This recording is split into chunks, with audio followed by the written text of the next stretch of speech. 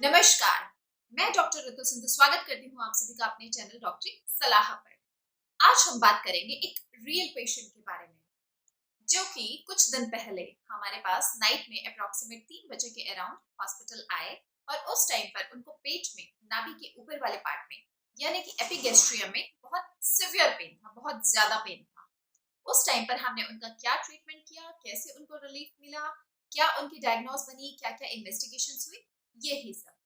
शुरू करने से पहले अगर आप हमारे चैनल पर नए हैं तो चैनल को सब्सक्राइब करना बिल्कुल ना भूलें और वीडियो को लाइक और शेयर भी जरूर कर लें।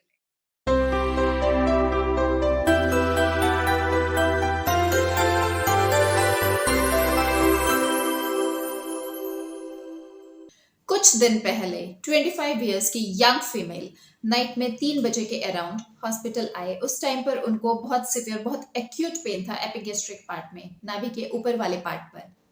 जब वो हमारे पास आई तो उनको पेन इतना ज्यादा था कि उनके वाइटल्स भी नॉर्मल नहीं थे। वाइटल्स यानी ब्लड प्रेशर और पल्स रेट भी उनका नॉर्मल नहीं था।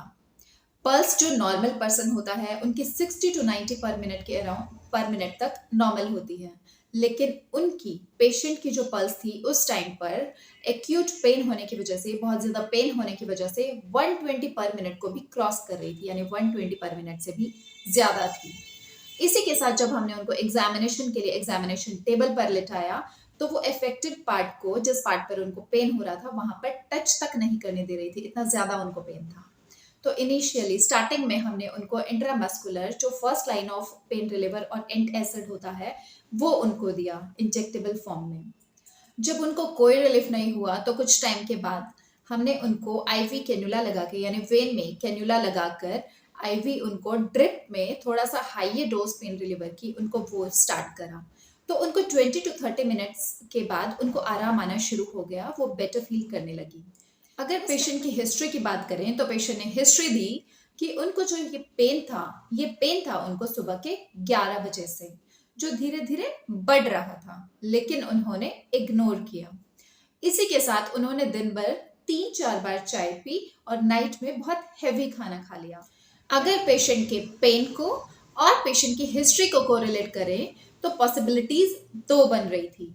एक तो ये कि उनको गॉल ब्लैडर स्टोन हो सकता है, यानी कि कॉलेलिथियासिस, या फिर उनको गैस्ट्राइटिस हो सकता है। लेकिन कंफर्मेशन जो होनी थी वो अल्ट्रासाउंड से होनी थी। जब पेशेंट थोड़ा सा स्टेबल हो गई, थोड़ा सा बेटर फील करने लगी, फिर उनका अल्ट्रासाउंड कराया। अल्ट्रासाउंड में गॉल ब्लैडर जो था वो बिल्कुल नॉर्मल आया, उसमें कोई स्टोन नहीं थी।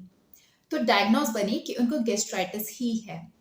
डायग्नोस बनने के बाद में हमने पेशेंट को एक हल्का सा पेन रिलीवर और उसी के साथ में एक एंटासिड, पेन रिलीवर उनको सिर्फ 2 डेज के लिए और एंटासिड 5 टू 7 डेज के लिए। इसी के साथ उनको खाने पीने में उनकी आदतों का, उनकी फूड हैबिट्स का थोड़ा सा ध्यान रखने के लिए कहा।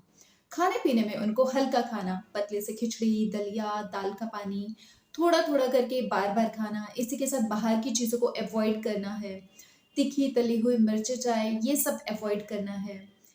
ये सब समझाया और उनको डिस्चार्ज कर दिया। 3 दिन के बाद उन्होंने रिविजिट करी। उस टाइम पर वो बिल्कुल स्टेबल थी और ठीक थी। इसी पेशेंट के साथ साथ हम खुद के लिए भी थोड़ा सा गैस्ट्राइटिस को समझ लेते हैं। गैस्ट्राइटिस के साइंस एंड सिम्टम्स क्या होते हैं और हम घर पे क्या कुछ ध्यान रख सकते हैं इसके लिए।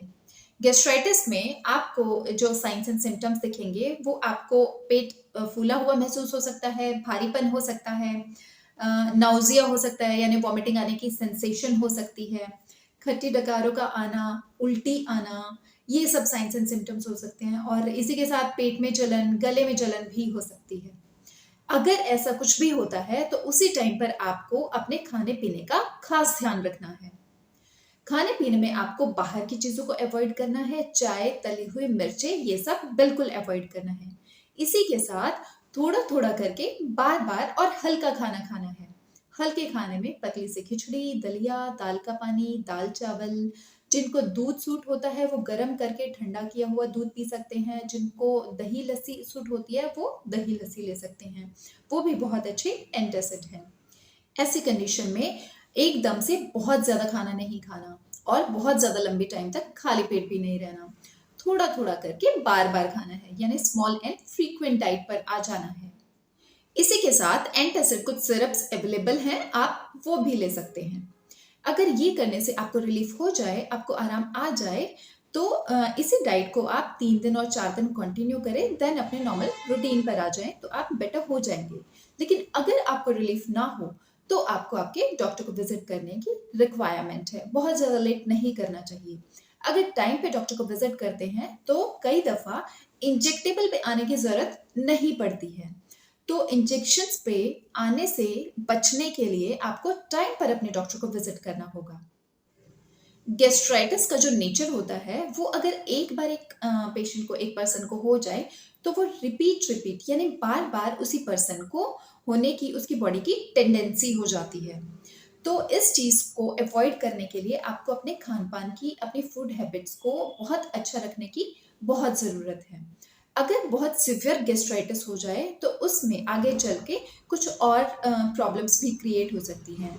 तो बेहतर यही है कि जब भी आपको प्रॉब्लम हो, उसको साथ के साथ ट्रीटमेंट लें, साथ के साथ उसको क्योर करें। मुझे उम्मीद है कि ये जानकारी आपके लिए यूज़फुल साबित होगी। जिसको भी इस तरह की कोई भी समस्या है, वो अपना ध्यान ज़रूर रखें।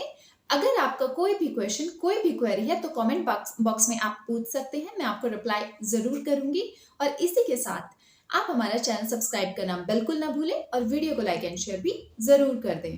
Thank you.